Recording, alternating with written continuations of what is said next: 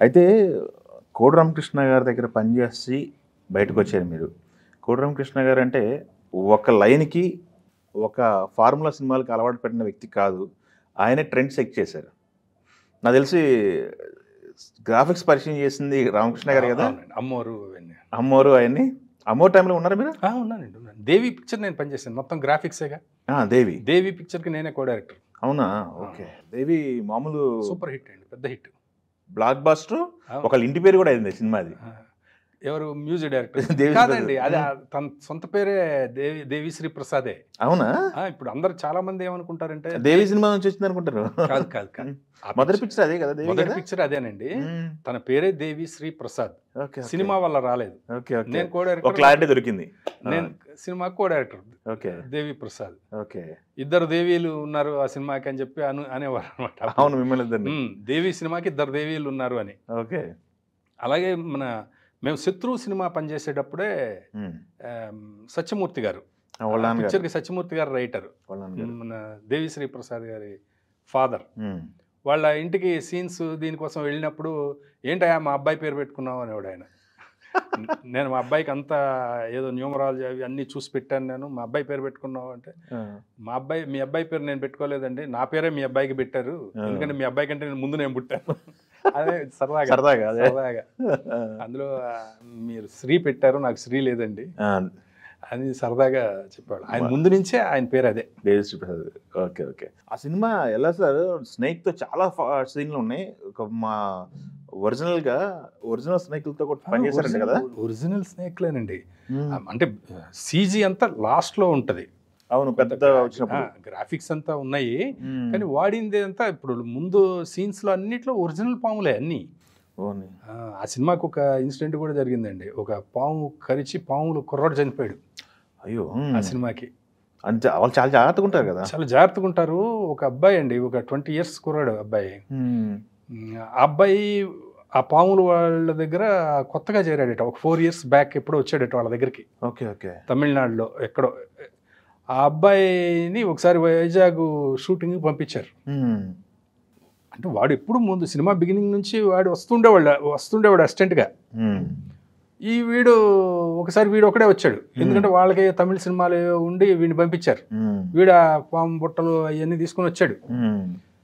ఒరే నువ్వేం చేస్తావరా అంటే, నా పండరా సార్, నాకెన్నా తెలియం సార్ అన్నాడు వాడు. నాకంతా తెలుసు సార్ అన్నాడు. సరే వాడు మామూలుగానే తెలుసు అని అనుకున్నాము అందరం. ఆ తర్వాత వాడు ఏం చేశాడంటే, ఒక షాట్లో పాము పెడితే అది లైట్లకి డల్ అయిపోతుందండి. ఓకే. ఓకే. ఆ సీన్ ఏంటంటే, భానుచంద్ర గారు వనిత, మంజుల గారు అమ్మాయి, అవును, వాళ్ళిద్దరూ బెడ్ మీద ఉంటే ఇలా వచ్చి పాము ఇట్లా వస్తుంది, పైకి రావాలి. అది పడిపోతుందండి. ఓకే. ఓకే. పడిపోతుంటే రే ఏంట్రా నీకు చేయడం చేత అది ఇది అంటే, వాడు ఇంకోటి ఒక సంచిలోంచి ఓపెన్ చేసాడండి ఓ పావుని. ఆ పావుని పెట్టాడు. ఆ పావుని పెడితే అది చాలా ఫెరోషియస్గా ఉంది. అంటే కూరలు పీకుంటారు. అయితే కూరలు పీకారండి. కూరలు పీకిన తర్వాత కొన్నాళ్ళు దాన్ని ఉంచాలటండి అలాగే.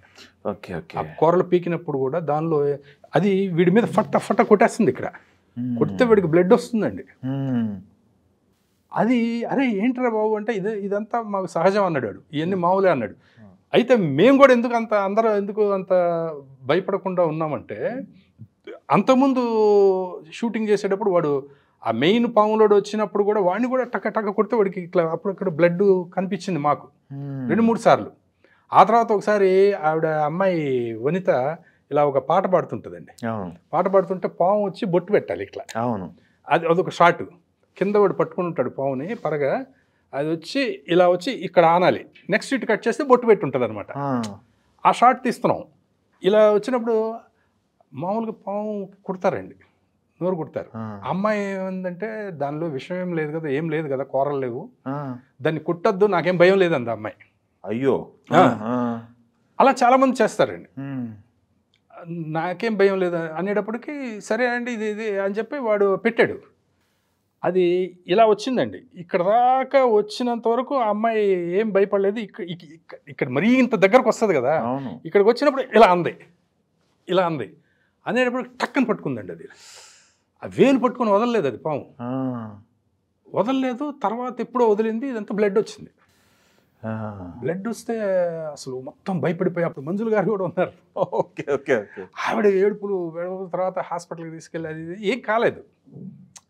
బ్లడ్ వస్తే అప్పుడు వాడు చెప్పాడు అనమాట, అందులో విషయం ఉండదండి, ఏముండదండి, కూరలు తీసేసిన చిన్న పళ్ళు ఉంటాయి, అందులో విషయం లేదు, ఇది ఏమి కాదు అని చెప్పి వాడు చెప్పాడు. అది జరిగింది కాబట్టి మాకు ఇక్కడ భయం లేదు వాడికి కొట్టిన.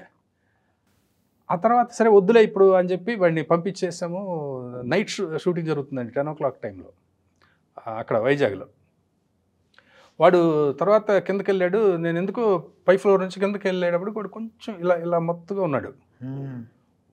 వాడు ఏంటంటే పాన్ పరాక్ వేసుకునేవాడు అప్పట్లో. ఏంట్రా అలా ఉన్నావు, పాన్ పరాక్ వేసుకున్నావా, అది ఇది ఏంటి ఇలా ఊగుతున్నావు, అది ఇది అని జోక్ చేసాం. ఆ తర్వాత మళ్ళీ రెండోసారి వచ్చినప్పుడు కూడా వాడు ఇలాగే చిన్న వామిటింగ్ సెన్సేషన్ తోటి ఉంటే వెంటనే హాస్పిటల్కి పంపించాం. 12 గంటలకు వచ్చి మేనేజర్ తలుపు కొట్టి, సార్ వాడు చచ్చిపోయాడు సార్ అన్నారు. అది షాక్ అయిపోయామండి మేము. తెల్లవారితే విజయదశమి, నెక్స్ట్ డే విజయదశమి. ఆ ఇన్సిడెంట్ ఆ సినిమాకి చాలా పెద్ద షాకింగ్ ఇన్సిడెంట్. వాడి మీద భలే జోకులు వేసేవాళ్ళు డైరెక్టర్ గారు. వాడు అందరితోటి, యూనిట్ అందరితోటి భలే కలివిడిగా ఉండేవాడు అండి. 20 years కూడా లేవు, 19 years బాయ్ వాడు తీరా చూస్తే వాడు ఏదో సినిమాలో యాక్ట్ చేయడానికి వచ్చాడట. సినిమాలో యాక్ట్ చేయాలని చెప్పి ఇంట్లోంచి పారిపోయి వచ్చాడు. వాడి ఊరు కూడా ఏదో తెలియదండి. వాడి ఊరు ఏ ఊరో కూడా తెలియదు వాళ్ళకు కూడా. అలా జరిగింది ఆ ఇన్సిడెంట్. అమ్మోరు ఒకటి బ్లాక్ బస్టర్ నిలిచిపోయేది. అమ్మోరు ఎంత హిట్, దేవి అంతకంటే హిట్ అండి. తమిళనాడు అన్ని లాంగ్వేజ్లోనూ పెద్ద హిట్ అది. అవును. అంజీ టైంకి మీరు బయటకు వచ్చారు సార్? అంజీ స్టార్టింగ్ అప్పుడు కూడా నేను లేను, అప్పటికి వచ్చేసాను కదా, డైరెక్టింగ్ ట్రయల్స్ అని చెప్పేసి వచ్చేసాను. ఓకే.